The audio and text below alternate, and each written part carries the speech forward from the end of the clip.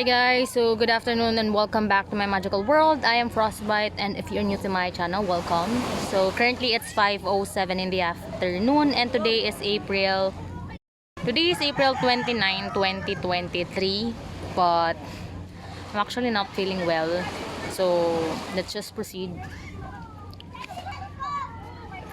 By using these figures, one concludes that it is possible to process at most 126 bits of information per second, or 7,560 per minute, or almost half 126 bits of information per second, or 7,560 per minute, or almost half a million per hour, over a lifetime of 70 years and counting 16 hours of waking time each day. This amounts to about 185 billion bits of information. Wait lang I'm kind of like lost. It is out of this total that everything in our life must come, every thought, memory, feeling, or action. It seems like a huge amount, but in reality it does not go that far. The limitation of consciousness is demonstrated by the fact that to understand what another person is saying, we must process 40 bits of information each second. If we assume the upper limit of our capacity to be 126 bits per second, it follows that to understand that what three people are saying simultaneously is theoretically possible, but only by managing to keep out of consciousness every other thought or sensation. We couldn't, for instance, be aware of the speaker's expressions, nor could we wonder about why they are saying what they are saying or what they are wearing. Of course, these figures are only suggestive at this point in our knowledge of the way the mind works. It could be argued justifiably that they either underestimate or overestimate the capacity of the mind to process information. The optimists claim that through the course of evolution, the nervous system has become adept at chunking bits of information so that processing capacity is constantly expanded. Simply functions like adding a column of numbers or driving a car grow to be automated, leaving the mind free to deal with more data. We also learn how to compress and streamline information through symbolic means, language, math, abstract concepts, and stylized narratives. Each biblical parable, for instance, tries to encode the hard-won experience of many individuals over a known eons of time. Consciousness, the optimists argue, is an open system. In effect, it is infinitely expandable, and there is no need to take its limitations into account. But the ability to compress stimuli does not help as much as one might expect. The requirements of life still dictate that we spend about 8% of waking time eating, and almost the same amount taking care of personal bodily needs such as washing, dressing, shaving, and going to the bathroom. These two activities alone take up 15% of consciousness, and while engaged in them, we can't do much else that requires serious concentration. But even when there is nothing else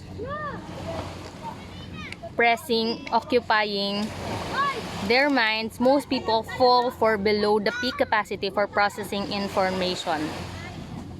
Saglit lang guys because I don't feel well. Okay guys, so let's continue.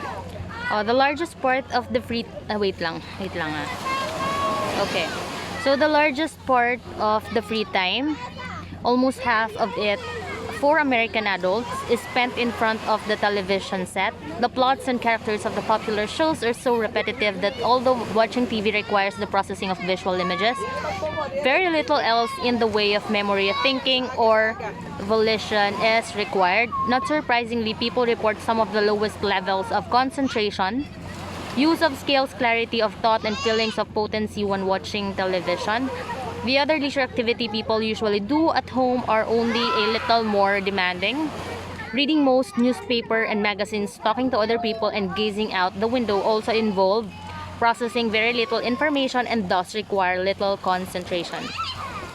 So the 185 billion events to be enjoyed over our mortal days might be either an overestimate or an underestimate.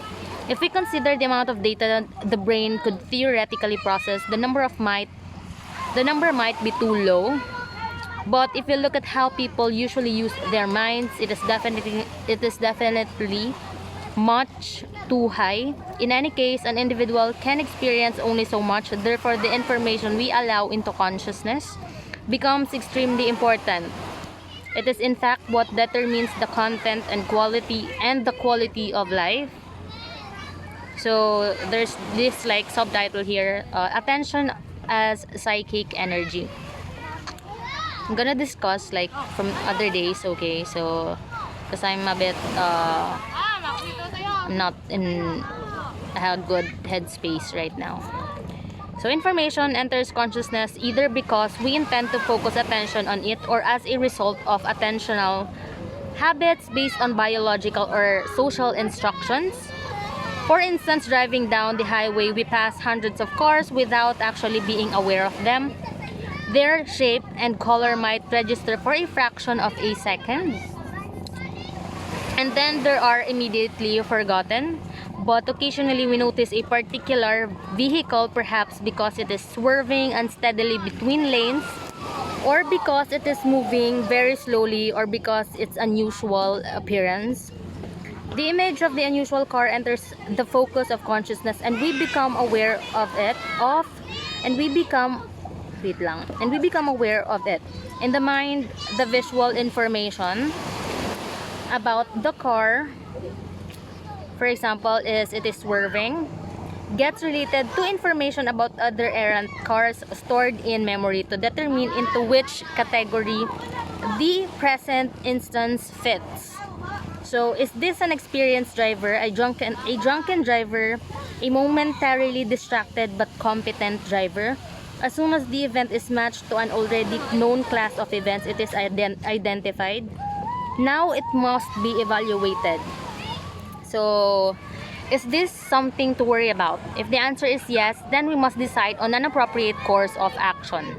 Should we speed up or slow down or change lanes or stop and alert the highway patrol? So let's cut it there, guys. So thank you guys for listening, and thank you for helping me make this world a better place for all of us and for the future generation. If you're new here, yeah, so welcome, and I hope you are having like better clarity of mind, because me, I don't have it right now. Okay, so I'm gonna talk maybe other times, next day or some other day when I feel better. So I will see you again, guys, and goodbye. So you see this, right? Even though I don't feel good, I am still here for you. Bye.